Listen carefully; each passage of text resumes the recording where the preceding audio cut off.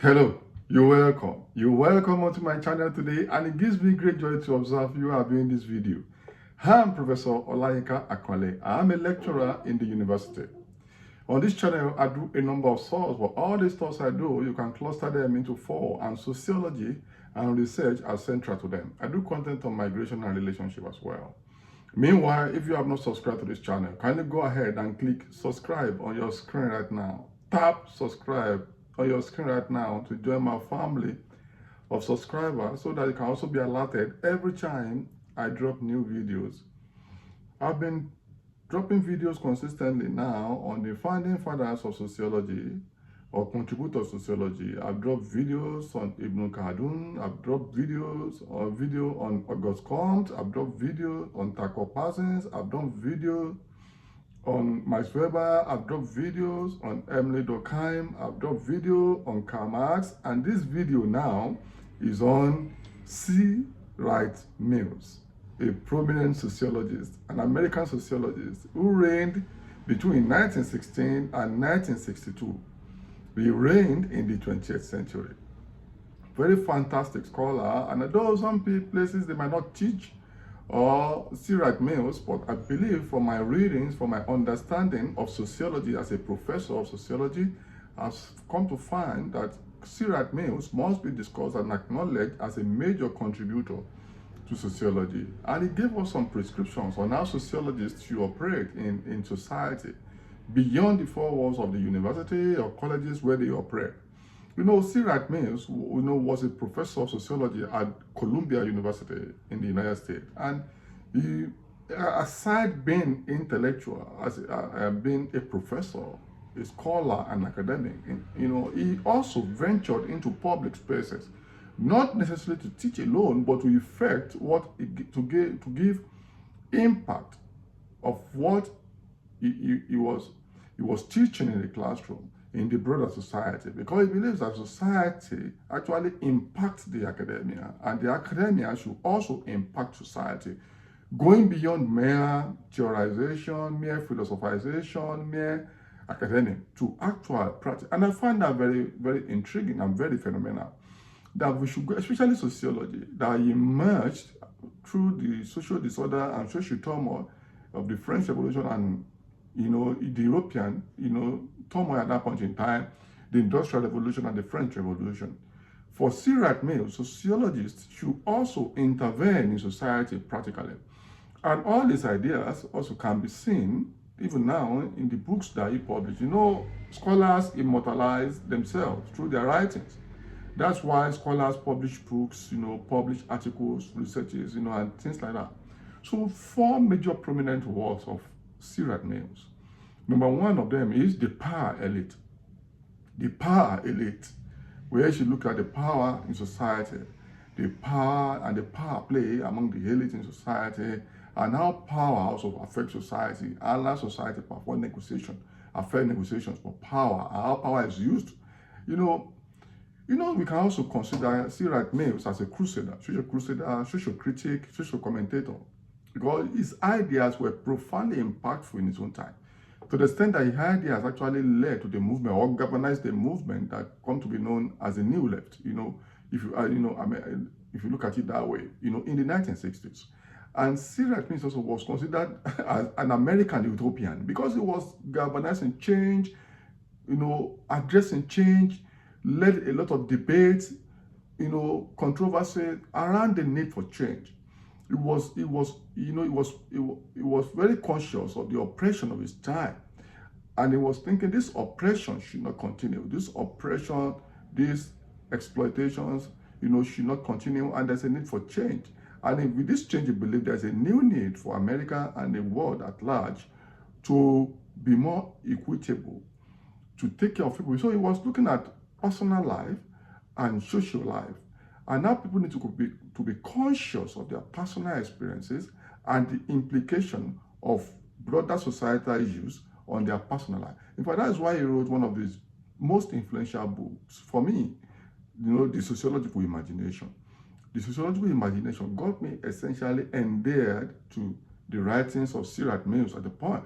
The Sociological Imagination for me is one of the most popular works of C. Wright Mills. I think about the last at the same time, which he wrote in 1959.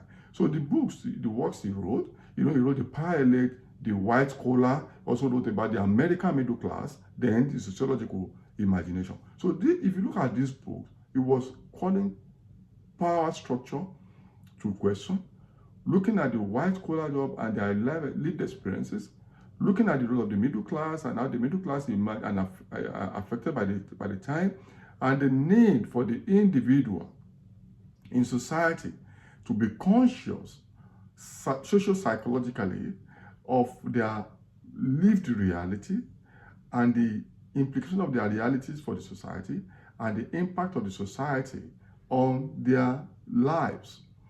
That you must be sociologically conscious. Even for C. Wright Mills, it was talking about the need for vivid awareness of the personal experiences and the broader social life that affect their experiences. Personal psychology within the broader social reality, social structural effect on individual life. And now individuals should be able to use their understanding of the broader social impact on their lived experiences, on their lives, and they need to use this to galvanize change to achieve the kind of life they want. Is that not fantastic? So the need for sociologists at the same time to recognize the impact of the social structure, the society, over individual lives, and how this can trigger the behavioral pattern that sociologists are looking at. So sociologists should be more imaginative in understanding human behavior based on the relationship between individual lived experiences and the impact of the social structure.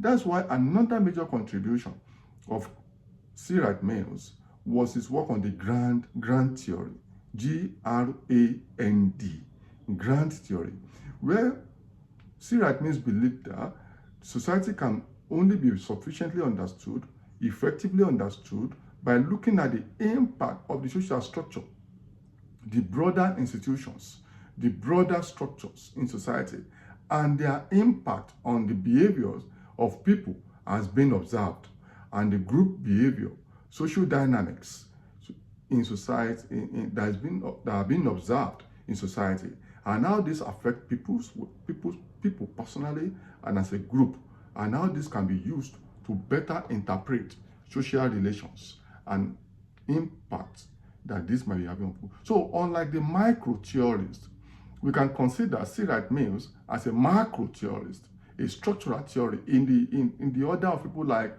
Tucker Parsons, if you like, as against even Max Weber. I've told you all these founding fathers, all these contributors to sociology, early contributors also engage in kind of conversation. So the grand theory that C. Wright Mills advocated or pushed for was to look at the broader impact of society on people, the structural dynamics, nuances, trajectories, patterns, and how they affect individual behavior, individual lived experiences, and how this inform behaviors of people and groups. And this can give us a realistic perspective, scientific understanding that we can use to explain human behavior and galvanize change as necessary. So these ideas, and C. Wright Mills was not only a classroom professor, but a public intellectual. And he's recommended this for us a lot, that sociologists should get involved in public discourses, and they need to move strategically, in changing, and we should be conscious so that we are not complicit. Looking at also the personal troubles of human beings, and how these personal troubles can lead to public debate, galvanized action. So C. Wright Mills also has strong belief that there's a relationship between biography and history. And even in the sociological imagination, as it's been pushed, that the history of societies have strong impact on biography of people. Biography means how people have been living their lives since childhood, even on to death or to the current situation.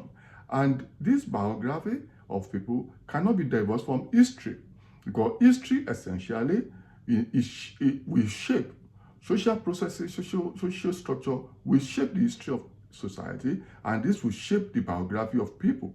So people should look into their biographies and also be conscious of this, imagine this to create a society they want for themselves personally and as a group through social change. And this is about the need for strategic understanding of society for human action, to understand the root causes of personal problems, social problems, and the need to use these for advocacy for social change.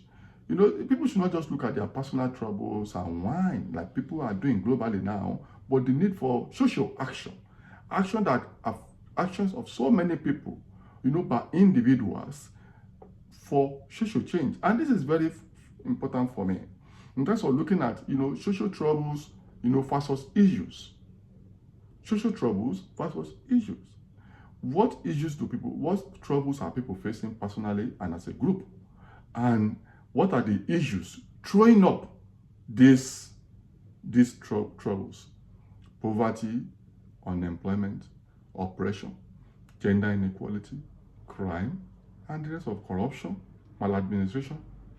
All these are issues that have impact on people, and this impact will manifest as personal troubles.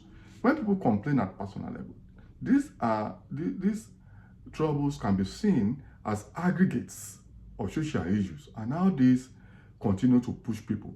And that's why, you know, the advocacy of, you know, Wright Mills at that point in time, you know, led to the movement of the new left, like I've mentioned, and this was also traced to the power struggle, you know, power in the social structure and structure leading to power. You know, looking at the relationship, most of the oppression in society during Wright Mills and even today, you know, were made possible and are being made possible by power play. The elite, you know, coming together as a group, grabbing power, sometimes converting the power to legitimacy one way or the other, or actively using raw power from the Weberian perspective to perpetuate themselves. So for Wright Mills, he was looking at power, you know, and the craftsmanship of power and craftsmanship of social issues, and using that for public engagement, public debate. You know, at a point, Wright Mills was considered very controversial, because you will be controversial if you are asking questions from the elite per time. If you are bringing unorthodox, uncommon narrative, you know, the power elite would likely see you, people that are benefiting from the existing dominant structure, will see you as controversial. They will push back using what Antonio Gramsci called ideological state apparatuses to come against you. Now they can use social media, they can use, you know, social media influencers, they can even use a lot of apparatuses, including the police, the structure of society, the court, the judiciary, the legislature, the executive, and the media, to whip narrative against you and call you out. And if you're not careful, silenced eternally, whether physically or socially. So all these, you know, but Wright Mills did not care so much. Probably that's why he died young, you know, from 1916 to 1962. That's fairly a short period of time for anybody to live. But he didn't care. He was a radical social crusader, social theorist, social reformist. And that's why I think, personally, it's very important. It's going to be a huge disservice to this generation and the ones to come if you don't look at Wright Mills as one of those people, sociologists, who have taken sociology beyond the classroom to the public space. For him, sociologists should take the role of leading, you know, the conversations, the discourses, and take that to, you know, and that's why I also come to YouTube or social media to push sociology beyond the traditional remit of the classroom. So I think it's high time sociologists began to move from the classroom in the order of Wright Mills to the public spaces, to look at the real lived experiences of people, build theories around it, conduct research about it. Meanwhile, Wright Mills did not support abstract empiricism, does not believe that you should just conduct research, use methodology, use scientific method, and just find your results and just publish and hang. No, for Wright Mills, that's abstract empiricism. We should move beyond abstract empiricism to move into the public space to put results to action and galvanize change to achieve the society that we want. Wow. Welcome to Wright Mills. Develop your sociological imagination. so that I can be very impactful as a sociologist. Till I see you in my next video, thank you for keeping my company, and please subscribe. Bye for now.